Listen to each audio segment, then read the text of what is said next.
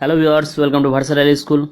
আজকের ক্লাসে আমরা অক্টোবর মাসের পরে যে মডেল অ্যাক্টিভিটি টাস্ক দেবে, অর্থাৎ কম্বাইন মডেল অ্যাক্টিভিটি টাস্ক, যেখানে তোমাদের সমস্ত সাবজেক্টের 50 নম্বরের একটা কোয়েশ্চেন দেওয়া হবে। সেই কোয়েশ্চেনটা সলভ করে তোমাদের স্কুলে জমা দিতে হবে, সেটা সলভ করব। তো এই কম্বাইন, তাহলে এখানে দেখো তোমাদের যে লাইফ সায়েন্সের কম্বাইন মডেল অ্যাক্টিভিটি টাস্ক আছে, সেই টাস্কের প্রথম যে কোয়েশ্চেনটা দেওয়া আছে, উদ্ভিদের পর্ব মধ্যের দৈর্ঘ্য বৃদ্ধি ঘটায় যে হরমোন সেটি নির্বাচন করো। উত্তর হবে ক্ষয়ের অপশনটা জিবেরেলিন। তারপর দেখো 1-2 নম্বর কোয়েশ্চেন, নিচের বক্তব্যগুলোর থেকে মায়োপিয়ার সঙ্গে সম্পর্কিত সমস্যাটিকে চিহ্নিত করো। অ্যান্সার হবে ক্ষয়ের অপশনটা বস্তুর প্রতিবিম্ব রেটিনার সামনে গঠিত হয়। এবার দেখো 1-3 নম্বর কোয়েশ্চেন, নিচের যেটি সঠিক তা স্থির করো। উত্তর হবে তোমাদের ঘয়ের অপশনটা, যে এডিএইচ বৃক্কীয় নালিকা জলের পুনঃশোষণ ঘটানো। তারপর দেখো 1-4 নম্বর কোয়েশ্চেন, মানবদেহে করোটি স্নায়ুর সংখ্যা নিরূপণ করো। উত্তর হবে ক্ষয়ের অপশনটা 12 জোড়া। তারপর 1-5 নম্বর কোয়েশ্চেন দেখো, পাতার মাধ্যমে প্রাকৃতিক অঙ্গজ বংশ বিস্তার করে যে উদ্ভিদ সেটি নির্বাচন করো। দেখো এখানে যে অপশানগুলো আছে, এর মধ্যে ঘয়ের অপশানটা হচ্ছে পাথরকুচির পাতা, পাতার মাধ্যমে অঙ্গজ বংশ বিস্তার করে প্রাকৃতিক উপায়ে। ঠিক আছে। তারপর দেখো 6 নম্বর কোশ্চেন কি বলেছে, সংকরায়ন প্রক্রিয়ার জন্য মেন্ডেল মটর গাছের বেছে নেওয়ার সঠিক কারণটি ছিল। অ্যান্সার হবে গয়ের অপশনটা, মটর ফুল স্বপরাগী হওয়ায় বাইরের থেকে অন্য চরিত্র বৈশিষ্ট্য মিশে যাওয়ার সম্ভাবনা কম। তারপরে 1-7 নম্বর কোয়েশ্চেন দেখো, নিচে যে এটা জোর লেখা আছে কিন্তু এটা হবে হচ্ছে জোড়, জোড়টি সঠিক তা নির্বাচন করো। অ্যান্সার হবে গয়ের অপশনটা প্লাজমোডিয়াম পুনরুৎপাদন। তারপর 1-4 নম্বর কোয়েশ্চেন দেখো, নিচে যে দুটি জিনোটাইপ গিনিপিগের কালো ও মসৃণ ফিনোটাইপের জন্য দায়ী তা স্থির করো। অ্যান্সার হবে ক্ষয়ের অপশনটা ক্যাপিটাল বি স্মল আর ও ক্যাপিটাল বি স্মল বি আর স্মল আর। এখানে দেখো কালো রঙের জন্য আমাদের ফিনোটাইপ হচ্ছে ক্যাপিটাল বি এবং মসৃণের জন্য ফিনোটাইপ হচ্ছে স্মল আর। তো আমাদের যে দুটো জোড়ের মধ্যে শুধু ক্যাপিটাল বি আর স্মল আর আছে, সেই দুটো জোড়ই আমাদের অ্যান্সার হবে। তার জন্য ক্ষয়ের অপশন ছাড়া সব করে দেবো ক্যাপিটাল বি আছে সবার মধ্যে, বাট অনেক যে ক্যাপিটাল আরও আছে, কিন্তু আমাদের ক্যাপিটাল বি এর সঙ্গে স্মল আর দরকার, তার জন্য যেটাই শুধু ক্যাপিটাল বি আর স্মল আর সেটা হবে আমাদের অ্যান্সার। তারপর দেখো 1-9 নম্বর, স্বাভাবিক পিতা এবং বর্ণান্ধতার বাহক মাতা বর্ণান্ধ কন্যা সন্তান জন্মাবার সম্ভাবনা নিরূপণ করো। এটা হবে অ্যান্সার 25%। তারপর দেখো 2 দাগের, নিচের বাক্যগুলো শূন্যস্থানগুলোতে উপযুক্ত শব্দ বসাও। অ্যান্সার হবে 2-1, ডাবের জলে সাইটোকাইনিন হরমোন থাকে। তারপরে 2 নম্বর কোয়েশ্চেন দেখো, পায়রার একটি ডানায় ড্যাশটি রেমিজেস নামক পালক থাকে। অ্যান্সার হবে 23টি। তারপর দেখো 2-3 নম্বর কোয়েশ্চেন, আরএনএতে থাইমিনের পরিবর্তে ড্যাশ থাকে। অ্যান্সার হবে ইউরাসিল। 3-1 নম্বর দেখো, অযৌন জননে দুটি জনিত্রী জীবের প্রয়োজন হয়। এটা মিথ্যা।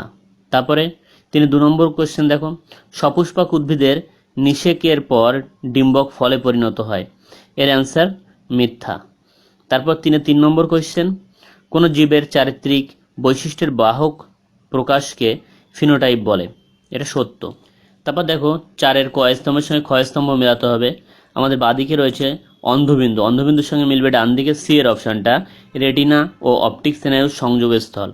তারপর দেখো 4-2 নম্বর কোয়েশ্চেন, ক্রসিং ওভার, এটার অ্যান্সার হবে ডি এর সঙ্গে মিলবে মিওসিস। আর 4-3 নম্বর দেখো গ্রাফটিংটা মিলবে হচ্ছে স্টক এবং সিয়ন, বি এর অপশান। তারপর 5 দাগ দেখো, একটি শব্দ বা একটি বাক্যে উত্তর দাও। 5.1 কি বলেছে, মানব বিকাশের বয়ঃসন্ধির একটি গুরুত্বপূর্ণ বৈশিষ্ট্য উল্লেখ করো।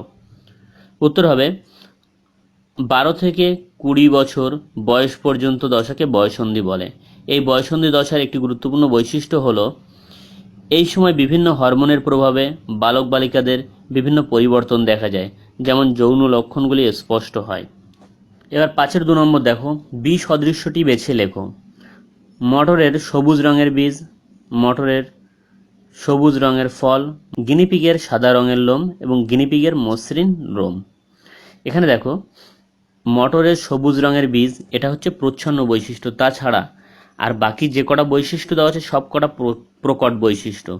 তার জন্য আমাদের বিসাদৃশ্য বলতে এই মটরের সবুজ রঙের বীজ এই প্রচ্ছন্ন বৈশিষ্ট্যটাই একটা আছে, আর বাকি সব প্রকট বৈশিষ্ট্য, তাই এই প্রচ্ছন্ন বৈশিষ্ট্যটাই হবে আমাদের বিসাদৃশ্য পদ। ঠিক আছে, তারপর 5-এর 3 নম্বর কোশ্চেন দেখো, নিচে সম্পর্কযুক্ত একটি, এটা শব্দ না শব্দ জোড় দেওয়া আছে, প্রথম জোড়টির সম্পর্কে দ্বিতীয় জোড়টি শূন্যস্থানে উপযুক্ত শব্দ বসাও। দেখো, মাইটোসিস ভ্রূণমূল, মিওসিস আর এখানে ড্যাশ রেণুমাতৃকোষ ছিল, এখানে হবে মিওসিস রেণুমাতৃকোষ হবে। ঠিক আছে, তারপর 6 দাগ দেখো, 2-3টি বাক্যে উত্তর দাও। 6-এর 1-এ বলেছে যে নিম্নলিখিত বৈশিষ্ট্যের উপর ভিত্তি করে অন্তঃক্ষরা ও বহিঃক্ষরা গ্রন্থির পার্থক্য লেখো। তো বৈশিষ্ট্যগুলো কি দেওয়া আছে দেখো, বাঁদিকে আমাদের বৈশিষ্ট্যগুলো আমরা লিখে রেখেছি। নালীর উপস্থিতি, এখানে নারী লেখা আছে, বাট নারী হবে না, এটা নালী হবে। নালীর উপস্থিতি ও অনুপস্থিতি, তো এখানে অন্তঃক্ষরা গ্রন্থিতে নালী থাকে না, আর বহিঃক্ষরা গ্রন্থিতে নালী থাকে।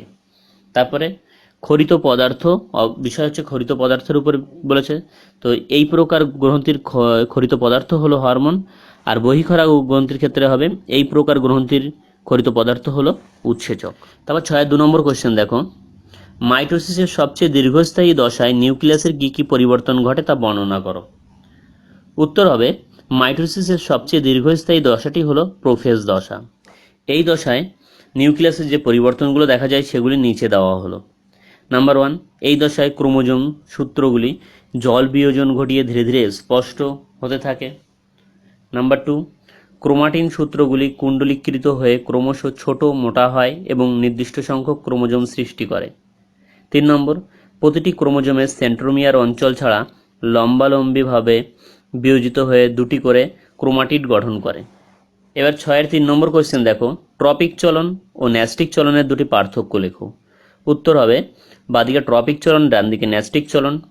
ট্রপিক চলনে উদ্ভিদের সামগ্রিক স্থান পরিবর্তন হয় না, আর ডান দিকে হবে ন্যাস্টিক চলনে উদ্ভিদের সামগ্রিক স্থান পরিবর্তন হয়। তারপর দেখো, বাদিকে ট্রপিক চলন উদ্দীপকের উৎসের গতিপথ অনুসারে নিয়ন্ত্রিত হয়, আর ডান দিকে দেখো ন্যাস্টিক চলনের উদ্দীপকের তীব্রতার উপর নির্ভর করে, উদ্দীপকের গতিপথের উপর নির্ভর করে না। তারপর ট্রপিক চলনের বাদিকে দেখো, ট্রপিক চলন অক্সিন হরমোন দ্বারা প্রভাবিত হয়, আর ন্যাস্টিক চলন দেখো, ন্যাস্টিক চলন হরমোন দ্বারা প্রভাবিত হয় না।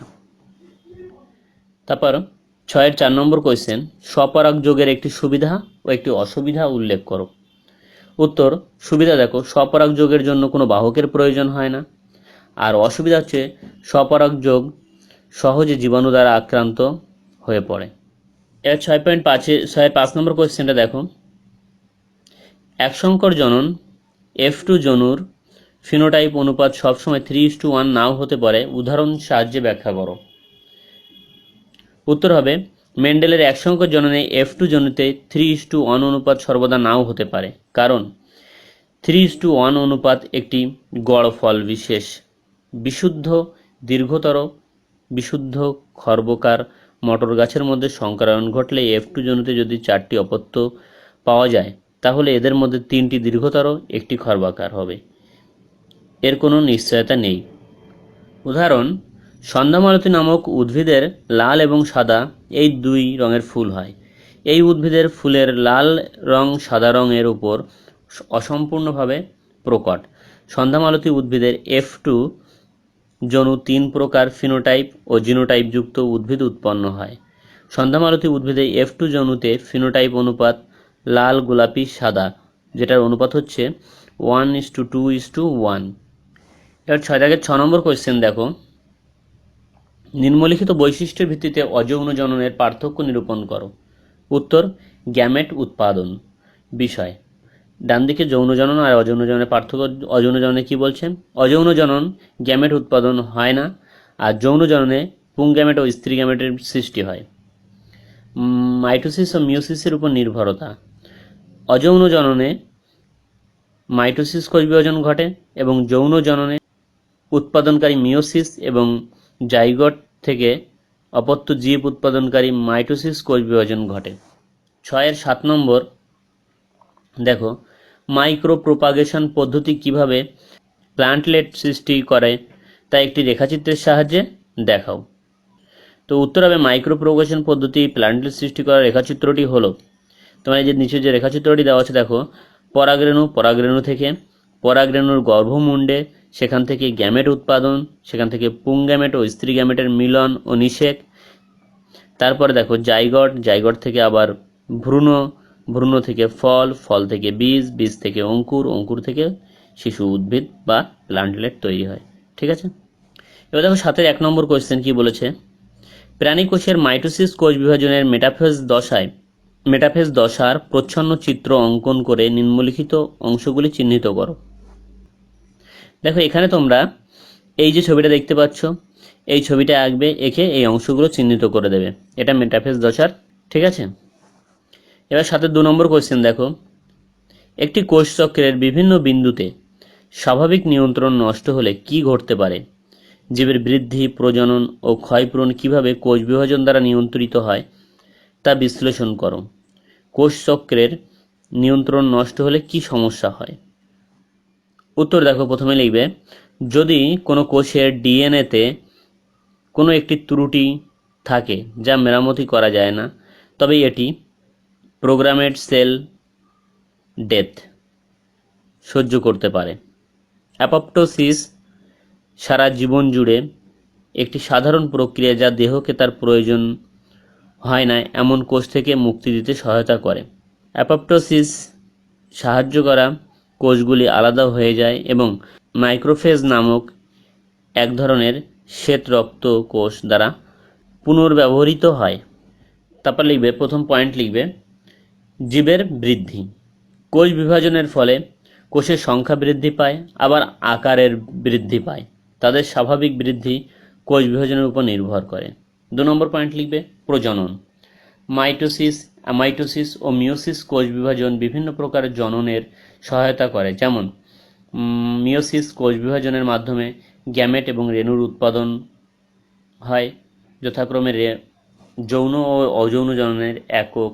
মাইটোসিস অযৌন জনন, অঙ্গজ জনন এর মাধ্যমে জীবের সংখ্যা বৃদ্ধির জন্য অত্যন্ত গুরুত্বপূর্ণ।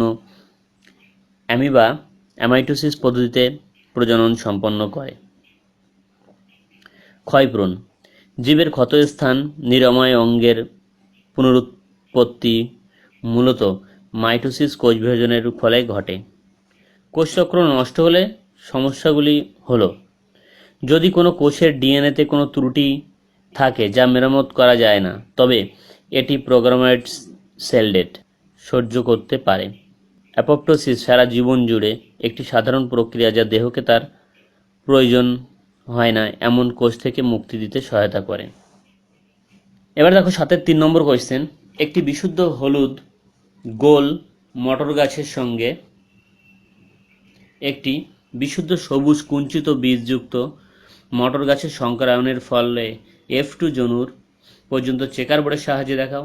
এই সংকরায়ন থেকে বংশগতির সূত্রটি পাওয়া যায়, তা বিবৃত করো।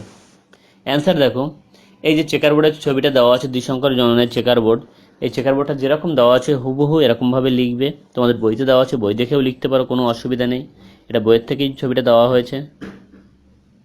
তারপর দেখো এখানে এই চেকার বোর্ডটা দেখাবে, এটা লেখা, এটা পুরো কমপ্লিট যেরকম আছে লেখার পরে সবার লাস্টে এই বংশগতির সূত্রগুলি হলো, 1 নম্বর দেবে পৃথক ভবনের সূত্র। কোনো জীবের একজোড়া বিপরীত বৈশিষ্ট্য জনিত্রী জনু থেকে অপত্য জীবে সঞ্চারিত হওয়ার সময় একত্রিত হলেও বৈশিষ্ট্যের অ্যালিলগুলি কখনো মিশ্রিত হয় না, বরং গ্যামেট গঠনকালে বিপরীতধর্মী বৈশিষ্ট্যগুলি পরস্পর পৃথক হয়ে যায়। স্বাধীন সঞ্চালনের সূত্র। কোনো জীবের 2 বা ততোধিক যুগ্ম বিপরীতধর্মী বৈশিষ্ট্যগুলি জনিত্রী থেকে অপত্য জনুতে সঞ্চারিত হওয়ার সময় একত্রিত হলেও শুধুমাত্র গ্যামেট গঠনকালে এরা যে পরস্পর থেকে পৃথক হয় তাই নয়, উপরন্তু প্রত্যেকটি বৈশিষ্ট্য স্বাধীনভাবে যে কোনো বিপরীত বৈশিষ্ট্যের সঙ্গে সম্ভাব্য সকল প্রকার সমন্বয় সাধন করে। ঠিক আছে, আমি মুখে যেটা বললাম এটা হচ্ছে তোমাদের অ্যাকচুয়াল ফর্মুলা, এখানে কিছু স্পেলিং মিস্টেক আছে, তার জন্য অন্যরকম লেখাটা হয়ে গেছে। তো এটা তোমরা এইভাবে লিখবে না, বই দেখে, অবশ্যই মনে করে বই দেখে লিখবে। ওকে, তাহলে এটা ছিল তোমাদের জীবনবিজ্ঞানের যে কম্বাইন্ড মডেল অ্যাক্টিভিটি টাস্কের সলিউশন। তাহলে আজকের ক্লাস এখানে শেষ করছি।